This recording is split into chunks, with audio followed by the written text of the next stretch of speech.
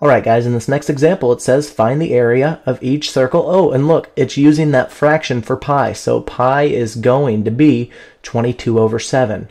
Since we're dealing with the area of a circle here, we've got to write the formula for the area of a circle. So A is equal to pi r squared. Alright, our next step, all we have to do is substitute 22 over 7 in for pi. So 22 over 7.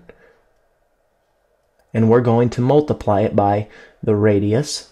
Well, the diameter here, so D, the diameter is equal to 8 feet.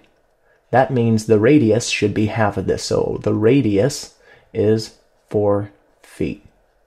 Let's substitute 4 in for r. So we have 4 squared. The first step here is to take 4 squared, or basically 4 times 4, which gives us a value of 16.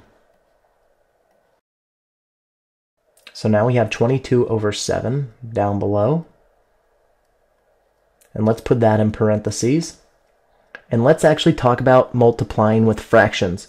So I'm actually going to rewrite this below, but I'm going to rewrite it just a little bit differently. And I want to make a little more room and change pen colors as well. I'm going to bring 22 over 7 down. And I'm going to put a dot in for multiplication. And now I'm going to think about 16. It's a whole number right now, but since I'm multiplying by a fraction, let's turn 16 into a fraction. Since 16 is a whole number, well, any whole number written as a fraction is basically that number over 1. Because if I were to divide 16 by 1, I would still get this value, 16. Alright, now there's a simple trick when multiplying fractions. Let's change colors. We're going to multiply straight across on the top and straight across on the bottom. So, 22 times 16 is our first step. 22 times 16 is equivalent to 352 over 7 times 1. 7 times 1 happens to be 7. Now I'm going to bring an arrow all the way up here. We're going to take 352 and divide it by 7. Now I'm going to show you how to set this up, but I'm not going to do all the calculation for it. So 352 actually goes into the house, and 7 is knocking on the door. So you can use long division to help you out, or if you had a calculator handy, that might be useful as well. And you're actually going to get a decimal in this problem, so you'd bring the decimal up and you would carry this on. In my class, you would carry it on for 1, 2, 3 place values after the decimal. So to the thousandth place value. So let's actually change pen colors and look at what our value would be. Well, you would end up with 50.285. But I don't want to hold on to this thousandth place value. I don't want to have this 5 in this value. So what we're going to do is actually round up. We're going to take the 5 and round up to the 100th place value. So our final answer here should be 50.29. Now this is an approximation. So we know that the area is approximately 50.29. Don't forget your units. We're dealing with feet here. So we're going to write feet squared and box up our answer.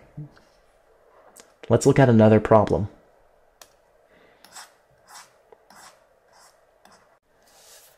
So in this next example, we're going to use that fraction 22 over 7 for pi again. So our first step, we know we need to write down the formula for the area of this circle. So the area of a circle is equivalent to pi r squared. Okay, now let's substitute values in for this formula here. Well, we know that pi is 22 over 7, so I'm going to plug that in. 22 over 7 for pi. Put parentheses around it, and we're going to multiply it times the radius, which is 7 centimeters.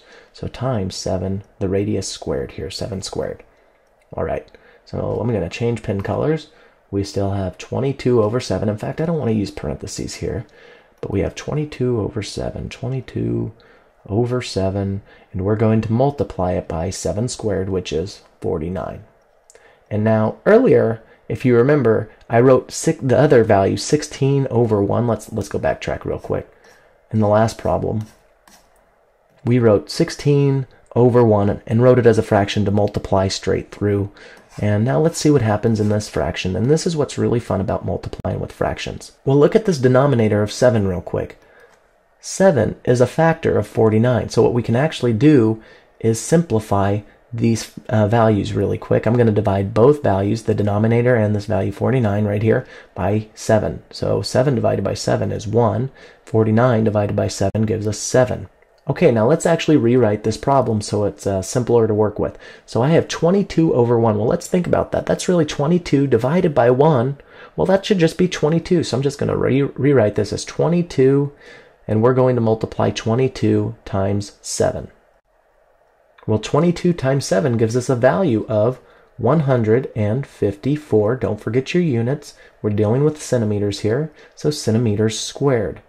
But we're finding the area here, so we've got to write the area is approximately 154 centimeters squared.